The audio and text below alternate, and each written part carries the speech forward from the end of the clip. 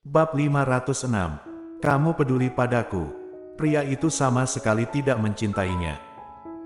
Karena hatinya tidak pada dirinya sendiri, maka mengapa dia repot-repot melakukan sesuatu yang menyakiti orang lain untuknya? Apakah kamu menyesalinya? Suara dingin datang dari belakang. Audrey Han menoleh untuk melihat Colden Ye berdiri di belakangnya. Dia tersenyum tipis. Apa yang perlu disesali? Colden Ye menatapnya dengan tenang, sebelum berkata, niat awalku tidak akan melepaskannya. Aku tahu. Audrey Han mengangguk, tapi ibu dan bibimu masih berharap kamu bisa mengampuninya. Bagaimana denganmu? Colden Ye mengubah topik pembicaraan dengan tiba-tiba, menatapnya dengan tatapan tetap. Kamu berharap aku bagaimana? Kamu juga ingin aku mengampuninya. Audrey Han. Mengapa orang ini selalu mempertanyakannya? Dia menatapnya diam-diam untuk beberapa saat sebelum berkata, bukankah kamu sudah mengetahui jawabanku?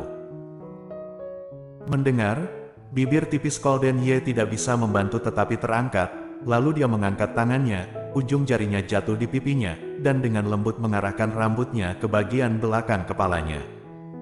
Bagaimana ya?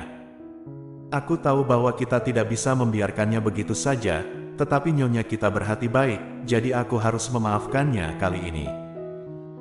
Audrey Han mundur selangkah, menghindari sentuhan lanjutan Colden Ye. Rambut yang masih di tangannya tadi menghilang pada saat ini. Colden Ye merasakan rasa kehilangan di hatinya.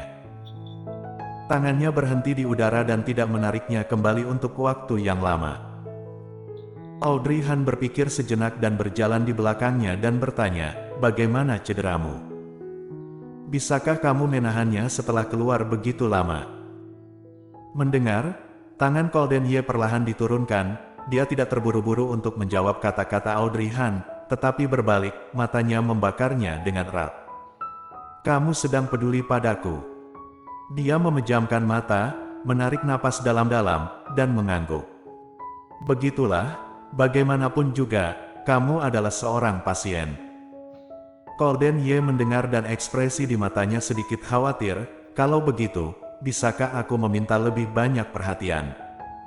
Apa? Aku sakit punggung sekarang. Biarkan aku bersandar padamu. Begitu suara itu jatuh, sosok tinggi tanpa malu-malu menempelkan kepalanya ke lengan Audrey Han. Meskipun kekuatannya tidak besar, beratnya membuat Audrey Han mundur 2 langkah untuk menstabilkan. Kamu. Audrey Han memandang pria yang bersandar di pundaknya, sedikit kesal tetapi masih lebih tidak berdaya. 5 tahun kemudian, dia benar-benar berbeda dari sebelumnya. Sekarang dia memiliki wajah yang sangat tebal, dan tidak tahu malu sama sekali. Memikirkan hal ini, Audrey Han mengingatkan, ini adalah persimpangan besar, kalau reporter memotretnya. Jadi kenapa emangnya, kamu adalah wanitaku? Bagaimanapun, semua orang di internet sudah mengetahuinya, bahkan jika difoto, kamu bisa mengakuinya. Audrey Han tidak bisa berkata-kata. Lupakan saja, karena dia pasien, dia tidak akan melakukan perhitungan padanya. Sekitar 10 menit kemudian, Ibu Lin muncul kembali di depan Audrey Han, menatapnya dengan malu. Aku benar-benar minta maaf Nona Han. Aku pikir anak ini pasti akan menyesal setelah menderita di dalamnya, tidak disangka dia masih berkata buruk padamu. Ini benar-benar kesalahanku sebagai seorang ibu, jadi aku berencana untuk meminta maaf kepadamu secara pribadi. Aku juga telah memberinya pelajaran tadi dan setelah Nona Han mengatakan pengalamanmu, Vina sudah memikirkannya, dia merasa malu dan ingin meminta maaf kepadamu. Aku berharap Nona Han dapat memberinya kesempatan lagi. Mata Audrey Han samar, dan tidak ada ekspresi di wajahnya. Anisong, yang berada di sebelahnya, mengingatkan, dia bisa menunggu di sini sampai sekarang. Itu berarti dia berhati lembut. Mari masuk dan lihatlah bagaimana sikap Vina Lin kali ini. Bibir Audrey Han bergerak, dan akhirnya mengangguk, lalu masuk. Pada pertemuan ini, Vina Lin lebih tenang dari sebelumnya, tetapi matanya samar, meskipun tidak ada kebencian, dia masih merasa tidak rela. Melihat semua orang masuk, dia menyeka rambutnya, menatap Audrey Han dengan suara rendah dan bertanya, "Bisakah aku berbicara sendirian denganmu?" Audrey Han tertegun sejenak, lalu mengangguk. "Oke, tidak." Golden Ye segera menghancurkan pikirannya, mencekik pinggang rampingnya dengan tangan besar, "Kamu tidak bisa tinggal bersamanya sendirian.